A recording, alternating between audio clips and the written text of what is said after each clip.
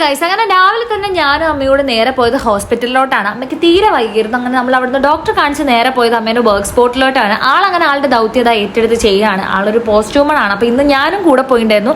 ശരിക്കും ഈ നട്ടപ്പോരി വെയിലത്ത് അമ്മേൻ്റെ വർക്ക് കണ്ട് ഞാനും തളർന്നു ഗൈസ്. അത്രയ്ക്കും വെയിലായിരുന്നു. കാരണം മഴയൊക്കെ മഴേൻ്റെ വഴിക്ക് പോയി എന്നുള്ള അവസ്ഥയായിരുന്നു. പിന്നെ കാലിക്കറ്റ് മൈത്ര ഹോസ്പിറ്റലൊക്കെ അമ്മയാണ് കട്ട് കൊടുക്കുന്നത്. അത് കഴിഞ്ഞ് ഉച്ചയ്ക്ക് ഞാൻ കുറച്ച് കട്ട് ഫ്രൂട്ട്സ് കൊണ്ടുപോയിട്ടുണ്ടായിരുന്നു. അപ്പം ബത്തൊക്കെയായിരുന്നു കൊണ്ടുപോയിരുന്നത്.